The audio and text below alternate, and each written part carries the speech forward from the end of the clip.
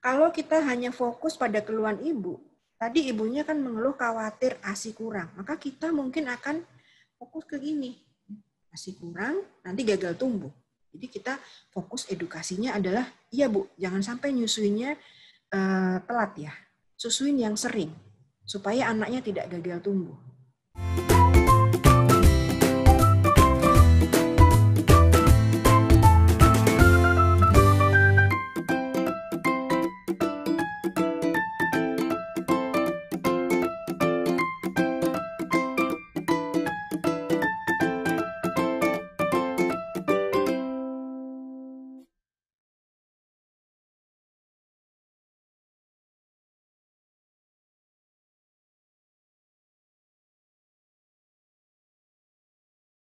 Kenapa 2 minggu pertama ini yang menjadi topik di siang ini? Karena memang masa-masa itu adalah masih masa transisi. Ini kalau kita kembali lagi ya ke materi yang mungkin minggu lalu ini dibahas.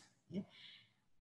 Transitional milk itu dimulai pada kurang lebih hari kelima, kemudian akan berganti menjadi mature milk 14 hari. Jadi memang ada satu fase transisi semuanya ya, antara produksi ASI-nya, kemudian juga adaptasi yang harus dilakukan oleh ibu, dan yang paling berat adalah adaptasi yang dilakukan oleh bayi. Sayangnya bayi nggak bisa ngomong ya, dia hanya bisa nangis, tapi sebetulnya mereka yang beradaptasi paling besar. Jadi 2 minggu pertama ini memang kita perlu untuk menggali kemungkinan-kemungkinannya apa, sehingga kalau kita ketemu dengan problem, kita bisa memberikan solusi yang tepat dengan metode atau cara penyampaian yang baik. Misalnya ini, ada ibu 24 tahun usianya, kemudian 4 hari yang lalu baru melahirkan secara normal, datang ke bidan yang mendampinginya dengan keluhan khawatir ASI tidak cukup,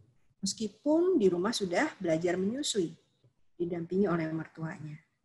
Pada saat kita lakukan asesmen, pemeriksaan, ibunya tampak lelah ya, vital sign-nya stabil di situ, tidak ada demam, yang lain-lain juga masih baik, tetapi kita mengamati adanya problem. Puting susunya lecet, payudaranya bengkak, ingat dia hari keempat ini kan sudah mulai engorge, teraba keras dan nyeri jika disentuh. Pada saat kita melakukan assessment lebih detail lagi, kita mendapati sebenarnya refleks hisap bayinya bagus dan produksi ASI juga adekuat. Tetapi pada pengamatan, posisi dan pelekatannya tampak belum terasa nyaman. Nah, tindakan asuhan kebidanan apa yang tepat? Ini kalau kita hanya menyimpulkan dari problem si ibu, kita ketemu bahwa yang terjadi adalah belum benarnya posisi dan pelekatan. Sehingga dengan refleks hisap bayi yang kuat, akan terjadi gesekan-gesekan di puting susu ibu dan menyebabkan puting susunya lecet. Puting susu lecet, pengeluaran ASI-nya akan terganggu sehingga payudara bengkak, teraba keras, nyeri kalau disentuh. Ya. Tetapi kita mungkin tidak mengkaji lebih lanjut bahwa ada faktor lain. Kita lihat, ibu ini tampak kelelahan. Ya. Ibu ini mengaku dia sudah diajari menyusu di rumah oleh mertuanya. Apakah ada hal-hal yang membuat dia lebih cemas karena didampingi oleh mertuanya atau justru lebih tenang? Ini sebetulnya masih ada data-data yang perlu kita tarik dari keluhan si ibu tadi. Kalau kita hanya melihat bahwa ibu dan bayi pada saat itu berisiko mengalami masalah menyusui, ya, bayinya ada kendala, apakah itu kendala fisiologis ya, refleks hisapnya kurang bagus, atau ada kendala medis, misalnya ada kondisi rongga mulutnya yang tidak optimal sehingga terjadi sucking yang inefektif. Ibunya kita perlu melihat apakah masih ada masalah persalinan, karena ini baru hari keempat ya, masa nifas yang secara fisik masih mengganggu, tetapi kita juga perlu melihat adanya mungkin hambatan psikologis. Apakah ada problem sosiokultural, misalnya dukungan menyusuinya gimana? Waktu dia melahirkan, kemudian waktu sudah keluar dari rumah bersalin, di keluarga, dan bagaimana dukungan menyusui di lingkungan sekitarnya. Kalau kita hanya fokus pada keluhan ibu, tadi ibunya kan mengeluh khawatir ASI kurang, maka kita mungkin akan fokus ke gini. Masih kurang, nanti gagal tumbuh. Jadi kita fokus edukasinya adalah, iya Bu, jangan sampai nyusuinnya telat ya. Susuin yang sering, supaya anaknya tidak gagal tumbuh. Nah, materi ini benar, tetapi kalau kita sampaikan seperti itu, barangkali kita tidak bisa mencegah tragedi menyusui yang berikutnya. Karena sesungguhnya ada kebutuhan bayi dan ibu ini yang resikonya bukan sekedar sindrom ASI kurang. Di situ kurangnya diberi tanda petik. Karena tadi setelah dilakukan assessment sebetulnya pancaran ASI-nya baik dan ada bukti bahwa payudaranya membengkak. Berarti produksi ASI-nya di sana cukup. Ini juga sama ya, kalau yang kita jelaskan adalah hal-hal teoritis ya. Oh nanti kalau tidak dikerjakan menyusui, kalau sekarang dikasih formula, maka itu akan membawa risiko. Ya. Bisa terjadi peningkatan insiden diare. Kalau diare terus-terusan bisa stunting. Ini adalah kerangka konsep besar yang kita pahami, tetapi mungkin tidak perlu untuk disampaikan pada si ibu dalam kondisi yang tadi. Kita harus pandai memilah-milah. Ya. Yang terpampang sekarang ini adalah metode baby-led breastfeeding yang memang merupakan satu hal yang basic sekali. Jadi info basic ini perlu kita sampaikan. Kalau disingkat itu FITS ya. Frequent, nyusunya sering, efektif, nyusunya harus efektif, posisi pelekatannya yang tepat. Eksklusif artinya tidak ditambah-tambah yang lain, hanya ASI saja. Diberikannya on demand, tadi Dr. Tami sudah menjelaskan sangat clear bagaimana kita mengenali tanda lapar bayi, kemudian didukung dengan skin to skin. 5 hal ini mesti kita sampaikan pada ibu. Kadang-kadang ada yang lupa ya, ibu nyusunya sering, tapi kita nggak sarankan skin to skin. Atau kita cuma sampaikan, Bu, jangan dikasih apa-apa, ASINya pasti cukup, tapi kita nggak kasih tahu tanda lapar. Jadi, kelima aspek ini harus kita sampaikan, supaya ibunya paham. Secara tidak langsung, sebetulnya 5 aspek ini, baby-led breastfeeding ini, sudah akan dirasakan oleh ibu kalau rumah sakit tempat kita bekerja menyelenggarakan 6 dari 10 langkah menuju keberhasilan menyusui. Tadi Dr. Tami menjelaskan langkah keempat, ya, detail sekali. Tapi setelah itu langkah 5, 6, 7, 8, 9, nah ini perlu juga kita introspeksi lagi, apakah di rumah sakit ini sudah bisa dikerjakan. Kemudian kembali pada kompetensi. Sebagai salah satu tim dari staf maternitas di rumah sakit yang sayang bayi, maka kita masih balik lagi. Apakah kita sudah menguasai kompetensinya? Di guideline yang baru adalah buku panduan peserta untuk pelatihan kita atur ya waktu. Nanti kita atur dulu untuk pendidikan bagaimana. Baru dirilis jadi masih baru sekali ini. Mudah-mudahan setelah ini kita akan lebih rajin untuk melakukan in-house training. Salah satu kompetensinya adalah membantu ibu mengatasi kesulitan menyusui. Dan caranya membantu mengatasi kesulitan menyusui adalah dengan step-step ini. Ya, antara lain kita putuskan dulu, apakah ASINya sudah sampai ke bayi dengan cukup atau tidak. Kemudian mengenali apa sih penyebab kesulitan itu. Ya. ASINya ada tetapi tidak tertransfer dengan cukup, maka kita cari tahu penyebabnya. Atau bayinya tidak dapat cukup ASI karena ASI dari ternyata suplainya tidak memenuhi, maka kita harus mengenali penyebabnya. Ya. Setelah penyebab kita kenali, kemudian kita jelaskan kepada ibu. Ya, informasi ini nggak boleh ditutup, hanya kita aja yang tahu nggak, tetapi ibunya juga perlu tahu. Dan menyampaikannya dengan bahasa yang sederhana. Setelah itu kita akan membantu ibu. Ya. Baik ibu yang bayinya tidak mendapat cukup ASI, ataupun seperti ibu yang tadi, ibunya mengira bayinya tidak mendapatkan cukup ASI. Kompetensinya ini detail sekali di dalam buku panduan pelatihan ini. Jadi ada 12 kompetensi untuk membantu ibu mengatasi kesulitan menyusui. Pelatihannya sendiri nggak panjang, pelatihannya 22 jam, jadi sekitar 3 hari kalau kita mau mengadakan. Nah, ini sendiri adalah alur, jadi kita lihat apakah ibunya tadi kan grogi ya, nyusuin ya, dia nggak yakin bisa nyusuin nggak. Kita lihat apakah ASI-nya adekuat, suplainya ada, atau ASI-nya memang belum adekuat. Hari-hari pertama kita juga perlu menilai apakah suplainya adekuat atau tidak. Kalau suplainya sudah adekuat, berarti hanya masalah transfernya saja.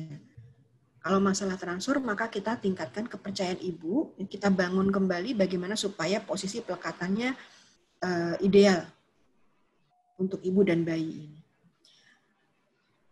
Masalah yang kedua, kalau suplainya belum adekuat, maka ini mungkin kita perlu memperdalam lagi. Apa yang terjadi pada ibu? Seringkali ada masalah psikologis atau masalah organik yang perlu kita selesaikan, perlu kita bantu untuk mencarikan solusi. Ini adalah proses counseling. Jadi proses counseling itu tidak seketika kita langsung masuk ke intervensi. Oh ya, saya tahu nih masalahnya apa, kemudian kita lakukan intervensi. Tetapi kita mesti mulai dengan membangun relationship. Karena dari hubungan interpersonal yang baik, maka ibu akan menaruh kepercayaan, sehingga dia lebih terbuka untuk menyampaikan problemnya. Kalau problemnya sudah kita buka, ya kita sudah dapatkan, oh ini loh masalahnya, maka kita bisa menentukan goalnya apa. Jadi tujuan ini berdasarkan ekspektasi ibunya apa sih? Bukan semata-mata dari yang kita pingin. Kalau yang kita pingin kan pasti ya, udah pokoknya harus ASI, eksklusif, mulai sekarang harus bisa. Tetapi kita lihat juga ekspektasi ibunya seperti apa. Ya, karena berangkat dari ekspektasi itulah nanti kita baru menentukan konselingnya yang mana nih. Apakah dia masih perlu dikonseling untuk memantapkan bahwa ASI itu penting, atau yang bagian itu skip, kita bisa langsung pada konseling problemnya tadi apa. Gampang ya, biasanya susah. Kemudian tentu setelah konseling kita masih melakukan kalau sudah cukup berarti kita bisa mengakhiri, tetapi kalau perlu rujukan maka kita memerlukan untuk kesepakatan lagi. Ibu ini kita perlu untuk mencari opini ahli yang lebih dalam lagi nanti. Nah, tetapi ingat, masalah tadi sebetulnya bisa kita siasati kalau kita memanfaatkan kesempatan menyiapkan menyusui ini. Pada saat kapan? Pada saat tentu saja. Karena kalau Ibu Bidan sudah paham nih ya, kalau kita baru mulai masuk ke topik menyusui pada saat baru lahir, kadang-kadang udah telat ya. Ibu atau keluarga sudah punya pendapat dan sudah punya kesimpulan, sudah punya Dokter Win. Ya, Dok. Waktunya 3 menit lagi ya. Ya, Dokter. Silakan. Bahwa ini kita sudah memutuskan nih, nggak mau pakai ASI misalnya. Jadi kesempatan untuk menyiapkan ini bisa kita lakukan pada saat kehamilan. Ada 7 kontak dan ini tentu kita sudah sama-sama paham yang selaras dengan program KIA. Kalau kita lepaskan satu-satu, 7 kontak ini sekarang juga sudah dijelaskan betul di dalam buku KIA versi terbaru, ini versi 2020 yang terbaru, sudah ada poin-poin di sana kapan kita melakukan konseling menyusui. Pada saat trimester 1, trimester 2, trimester 3, kemudian pada saat inisiasi menyusui dini, pada saat persalinan, kemudian kunjungan ibu nifas yang pertama, kunjungan kedua, ketiga, keempat, dan nanti pada saat pemantauan tumbuh kembang. Umur 3 bulan, umur 6 bulan, ya. Setelah itu ada sampai umur 24 bulan, kalau masih bayinya mendapatkan ASI, tentu kita akan masih melakukan konseling menyusui ini. Diskusi pada saat ANC ini itu yang paling bermakna, karena dia bisa mempengaruhi keputusan ibu untuk memilih metode pemberian makan. Ya. Kalau belum yakin, bisa kita tingkatkan keyakinannya menyusui. Kalau ada potensi masalah, misalnya ibunya sudah ragu-ragu nih, kayaknya payudara saya kecil, kayaknya dulu di keluarga saya nggak ada yang pernah tuh berhasil menyusui. Kayaknya bentuk puting saya aneh. Nah, itu hal-hal yang bisa kita identifikasi. Maka sebelum bayi lahir, kita bisa sama-sama membahas tentang potensi masalah menyusui. Demikian juga pada saat ibu bersalin, ini sudah detail sekali di buku KIA, kita tinggal mengikuti, dan jangan lupakan pasca bersalin itu ada kemungkinan gangguan kesehatan mental. Kita lihat di sini 80-85% ternyata ibu-ibu yang habis bersalin bisa mengalami baby blues syndrome, ya, mood swing. Dan ini tentu perlu pendekatan tersendiri. Pada ibu menyusui juga sama, kita lakukan pendekatan dengan komunikasi konseling untuk mendapatkan yang terutama adalah kuncinya posisi dan pelekatan menyusui yang benar. Ini mungkin nanti Dokter Tiwi akan lebih menjelaskan apa yang terjadi dalam 48-72 jam, karena ternyata masalah bayi yang paling banyak itu adalah jaundice. Nanti bersama Dokter Tiwi kita pelajari ini. Baik, ini adalah step-stepnya, tapi saya kira kalau teman-teman sudah mengikuti banyak webinar-webinar tentang menyusui, topik-topik ini sudah banyak dibahas, dan yang terpenting kita melakukannya dengan memberikan komunikasi yang baik. Ya, mengubah mindset, kemudian pertama mindset kita dulu, kemudian mindset dari klien kita. Kuncinya melakukan komunikasi dengan singkatannya LOVE, ya. Listen, mendengarkan apa yang dikatakan ibu tadi, ya, menjadi pendengar yang atentif. Kemudian kalau kita bertanya, tanyakan dengan open-ended question. Kemudian melakukan empati dengan memvalidasi apa yang dirasakan oleh ibu. Ya, kalau sudah ketemu problemnya di mana, maka kita educate on point. Ya, ini yang sering dikatakan oleh Dr. Tami, memberikan informasi dan saran yang relevan. Yang lain-lain mah nggak usah, yang lain-lain nanti mereka bisa dapat dari mana-mana. Ya. Jadi proses konseling itu akan efektif kalau ada empati, kemudian ada kehangatan, kemudian ada penerimaan. Memberikan pujian yang tepat sasaran, membahas isu dan target yang ingin dicapai secara kolaboratif, ya, bukan satu arah. Kemudian menyesuaikan dengan kebutuhan, pemahaman, dan kesanggupan klien. Ada satu Dokter Tiwi yang menurut saya ini juga perlu untuk teman-teman bidan kuasai, mempelajari virtual soft skill. Ini Dokter Tiwi sebetulnya ininya ya, yang lebih ahli ya. Karena sekarang saya melihat kita ini punya jangkauan untuk melakukan edukasi melalui media sosial. Tetapi harus tahu rambu-rambunya. Kita harus tahu apa yang kita sampaikan adalah berasal dari sumber yang valid. Ya, kita baca dulu, baru nanti kita share. Dan tidak membuat followers kita itu bingung. Karena gini, kadang-kadang kita ngomongin hal yang serius, tahu-tahu nanti kita ada ngeprank-ngepranknya gitu ya. Jadi mungkin nanti kalau teman-teman sudah mulai ingin mencoba melakukan virtual education untuk dukungan menyusui, maka kita pelajari lagi itu apa aturan-aturannya supaya tidak membuat kebingungan bagi followers kita. Ini adalah pesan untuk kita semua.